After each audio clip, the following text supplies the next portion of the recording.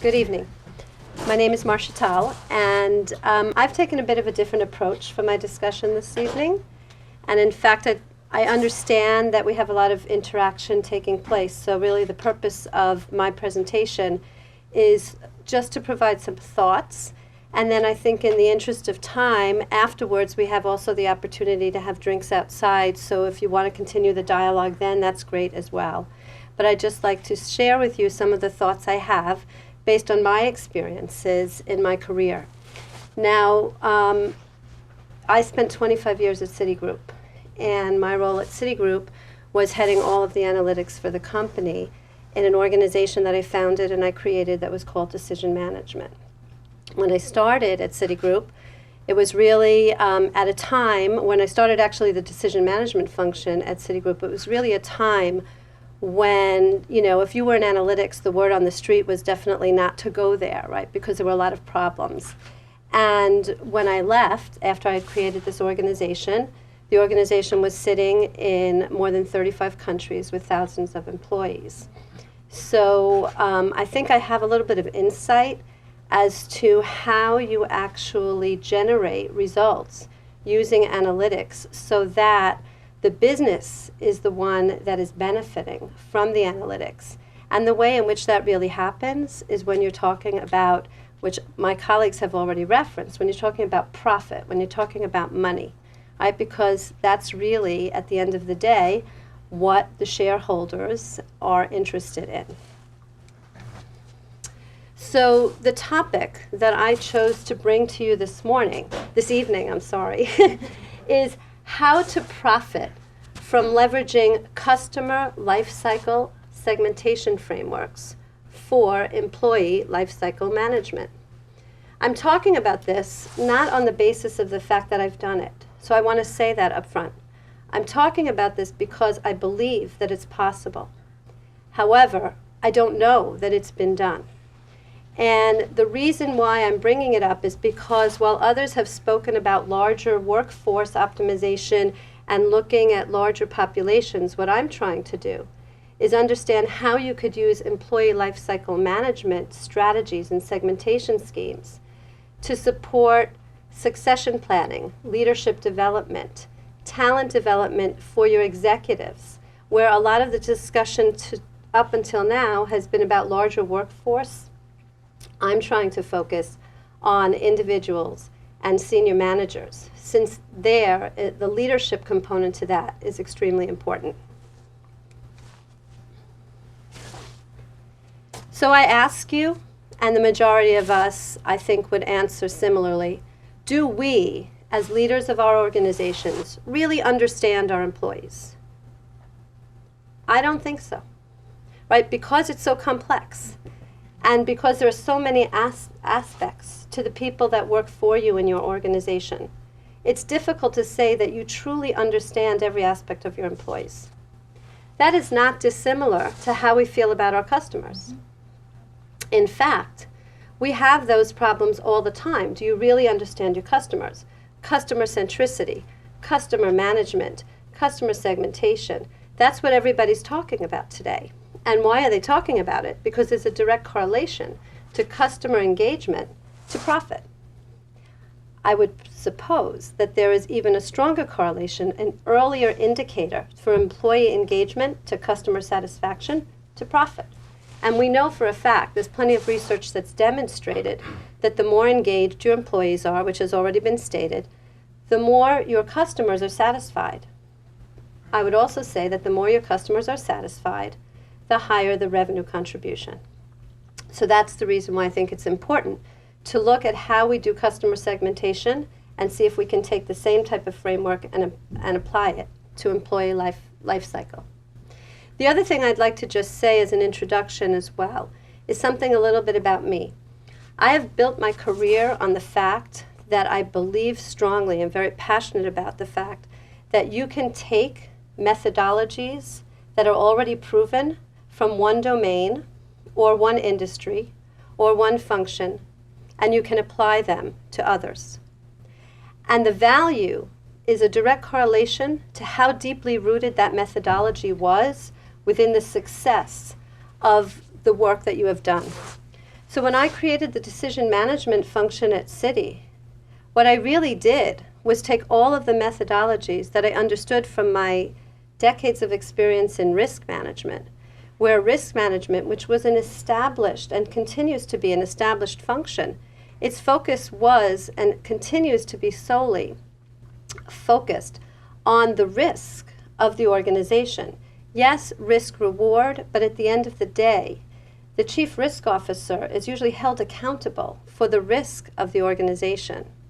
But where was the organization as it related to using data, analytics, and methodologies around all the front-end drivers, sales, balances, new accounts, all of those types of metrics that also had the opportunity to use data. And so that was really the impetus for building the organization. There was a revenue shortage. We needed to find new ways of doing business. We had great methodologies around risk management. How could we take those and now apply them more broadly across the business?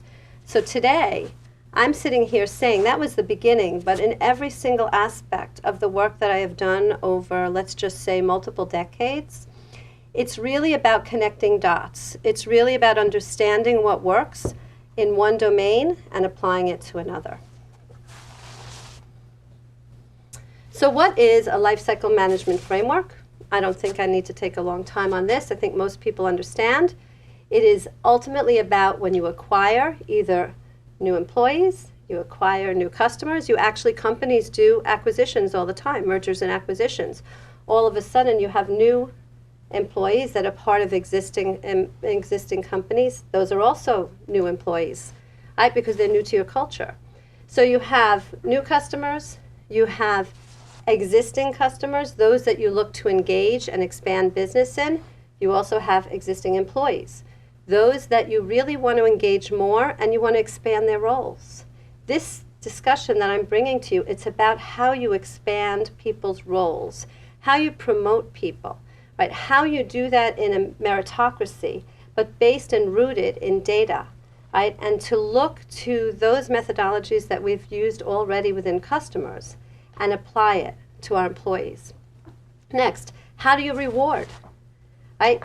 It's the same thing as an offer. When you have, if you're in a consumer organization and you're sending out offers, basically those offers differ in the type of rewards that they're out there for. It could be in price, it could be in fee structure, it could be in banking, it could be in the amount of credit that you're extending. It could be lots of different ways that you're applying rewards. With employees, it's clearly, most importantly, about compensation.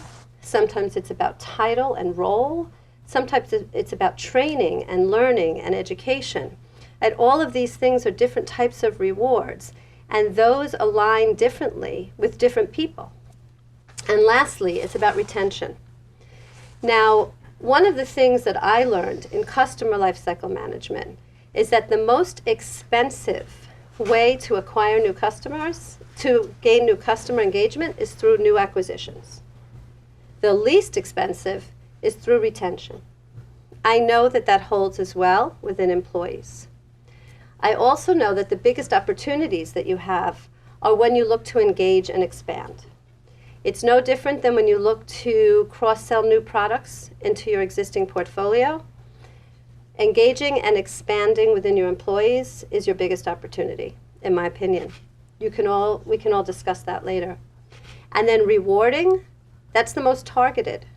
So the sophistication of how you target, right, different types of rewards for your employees needs to be in place. And I would argue that today it's really not. It's not that sophisticated. If we all go back and look into our talent management processes, in many ways, we think that they are based in meritocracy, and they are, to the degree that we're all human and to the degree that we all have teams. There's a level of subjectivity in there, and there isn't that much differentiation when it comes down to the types of rewards and how they're aligned to different segments of your employee base. So what are the critical elements that are required for lifecycle management? From a strategic standpoint, and I talk about this from a business sense because I actually believe that people equals business, right? The people that are part of our business, the amount, we've talked about the costs associated with it, that is a direct correlation to the profit and success of the company. And we all know that when we're talking about leadership. Right? When we look to figure out who are we going to promote, who can we give the work to, where we know it will get done well with quality. It's always going to be about the people. So therefore, we need to assess the target market, just like you do in any other business application. You need to understand your most profitable segments. There are all different types of employees. We don't really segment them all the time, but we need to understand profitability around segments. When you assess your target market, you actually define, you analyze, you do lots of kind of studies before you actually can say, this is my target market. When you begin to understand your most profitable segments, you're overlaying lots of analytic techniques in order to be able to discuss first and foremost who's most profitable for you. That can be from a segment standpoint. It can also be in your employee base. Then you design tools for application to critical processes. And I don't want to talk about the extensivity of all of those tools, predictive models, test and learn types of scenario frameworks, lots of things that you can do, and the way in which you apply them to your business processes. There's been a lot of discussion already about predictive models, so I don't think that all I can do is reinforce what's already been said. But what I think is very interesting, and what is most important, is how we simulate the P&L of varying life cycle strategies. And I know that for a fact when businesses are in trouble, right, the first thing you do for every decision that you make is you do simulations of the P&L impact.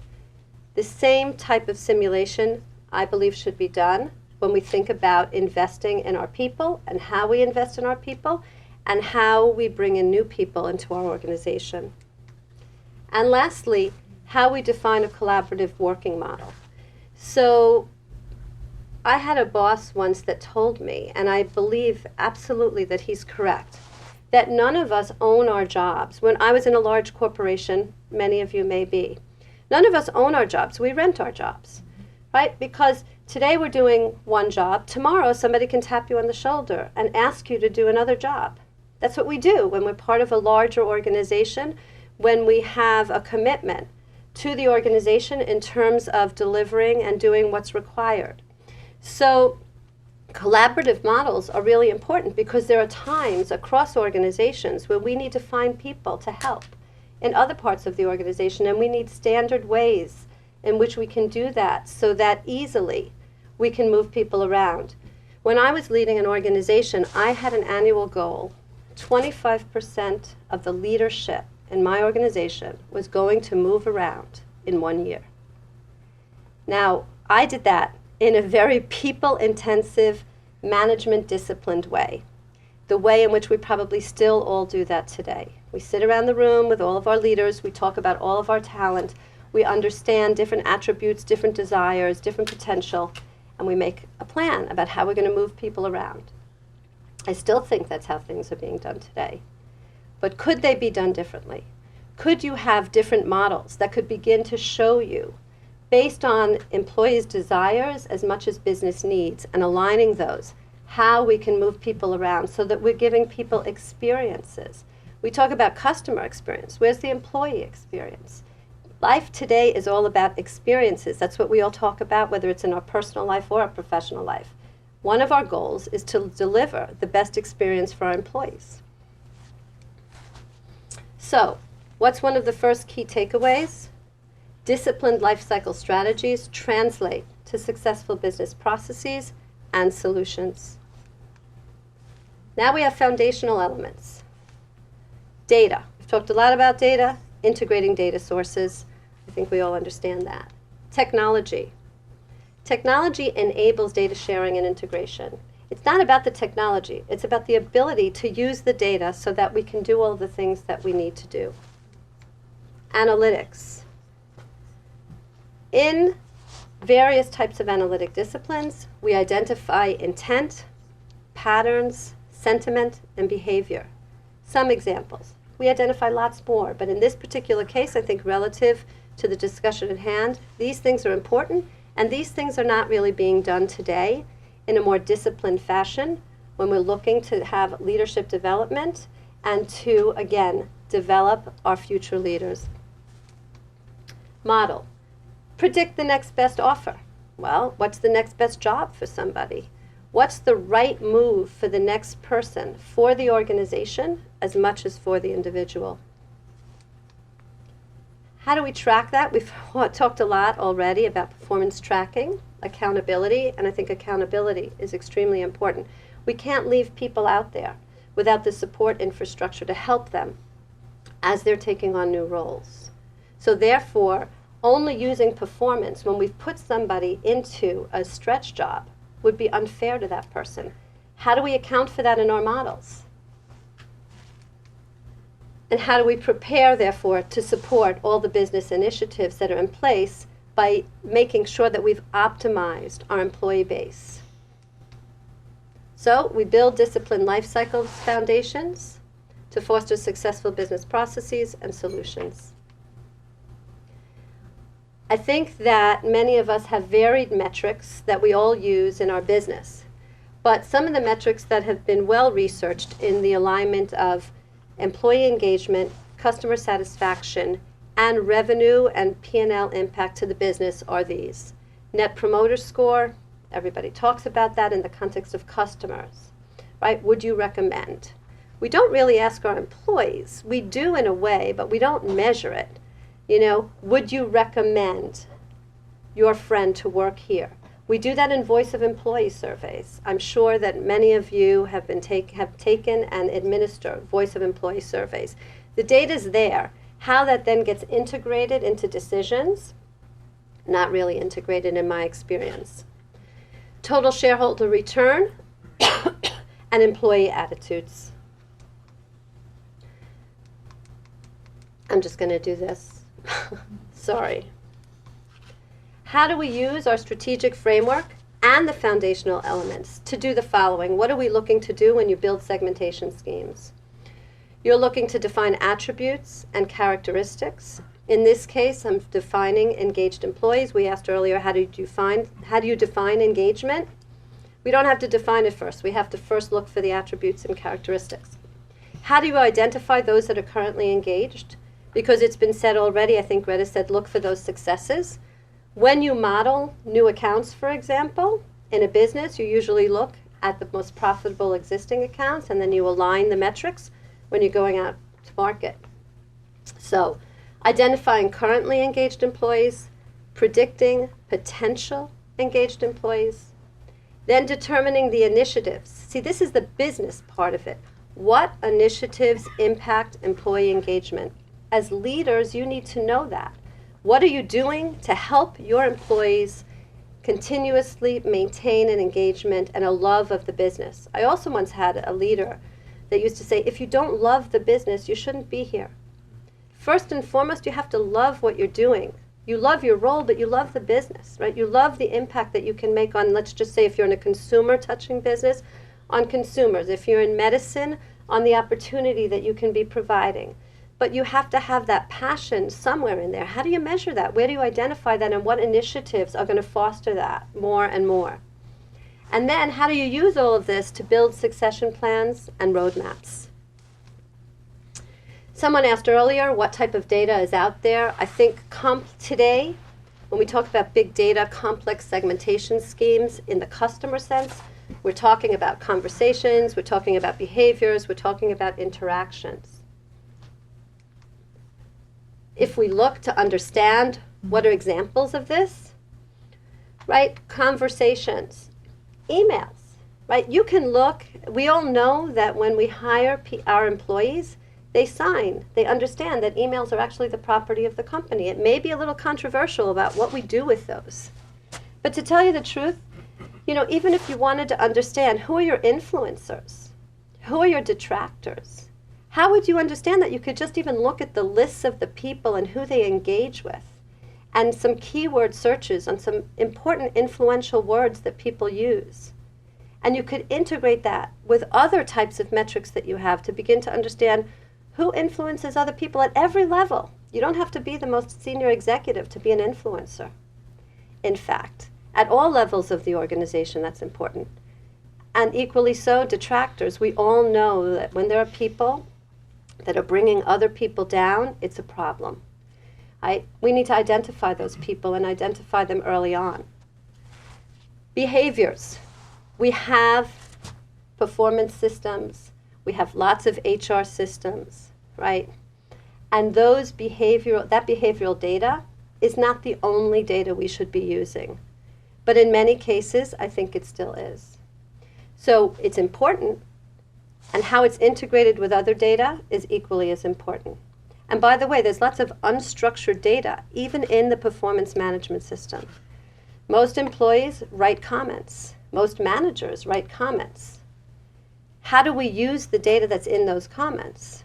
I know that, for example, a lot of work and discussion today around call centers. There are lots of technologies out there that use linguistical procedures in terms of understanding words of influence, different types of words.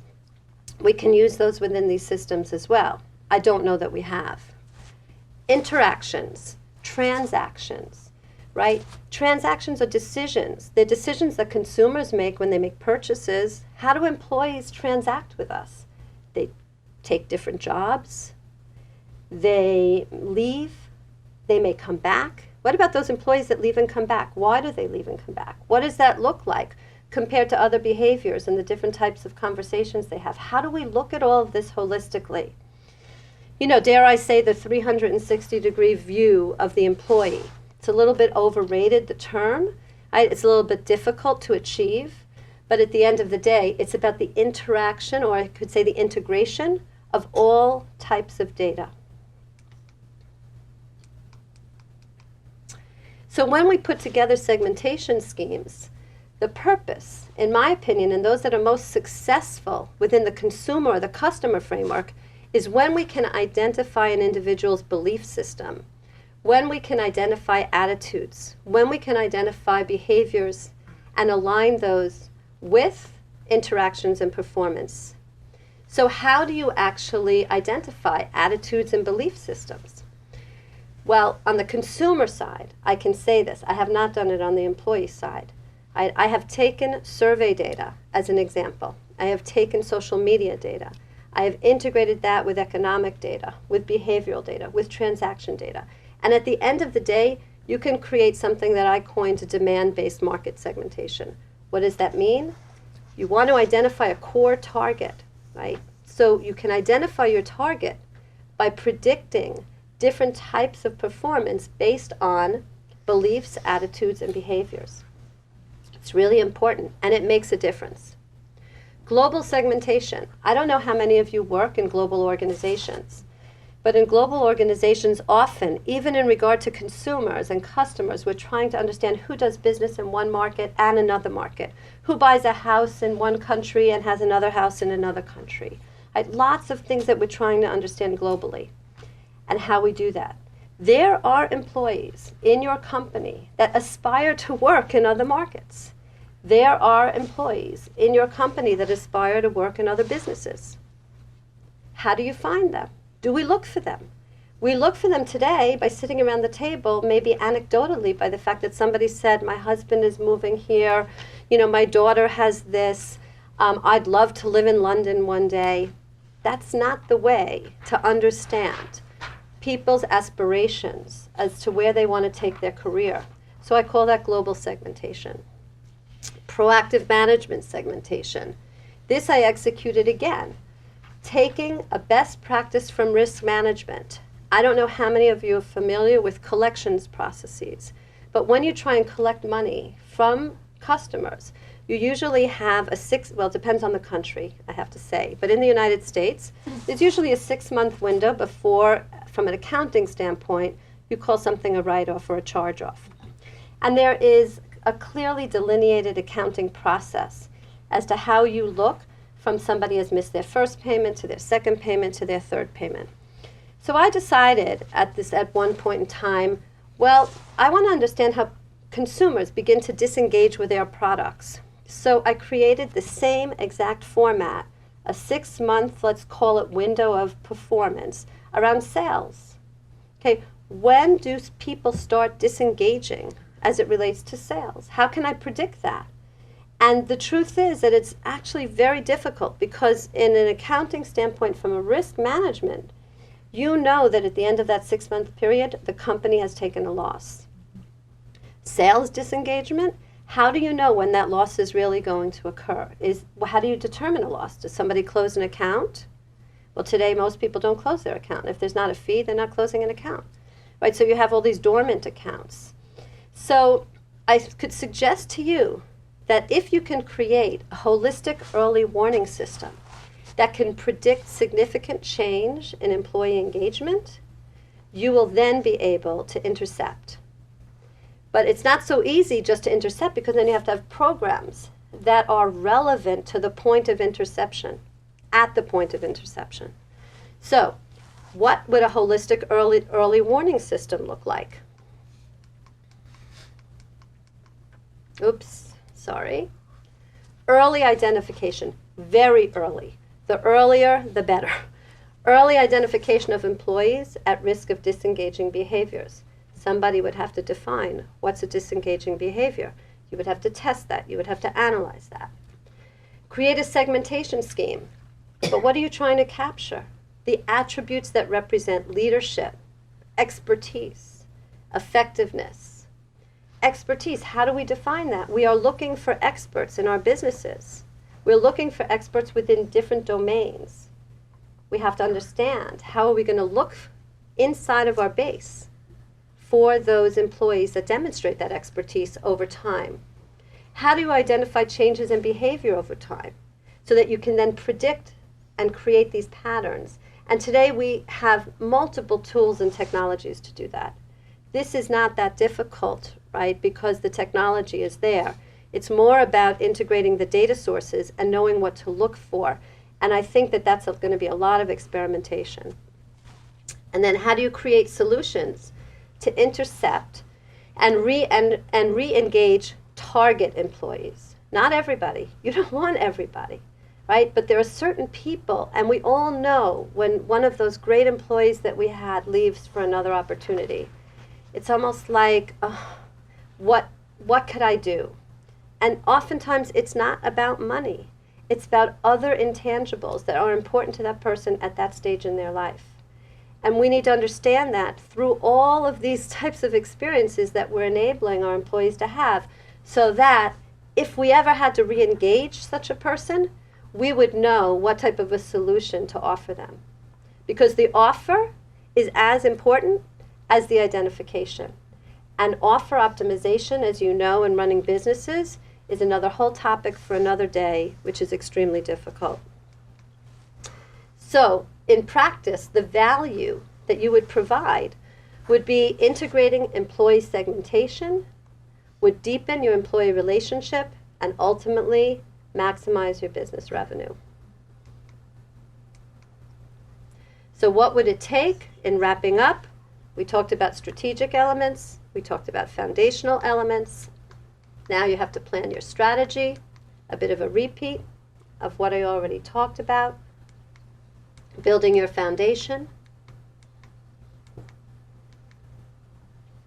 and getting started, right? And remember, as a key quote, we are what we repeatedly do. Excellence, then, is not an act, but a habit. So thank you very much, and I think that if anybody has any further thoughts or questions, I'll be around and you can come find me afterwards in the interest of time. Thank you.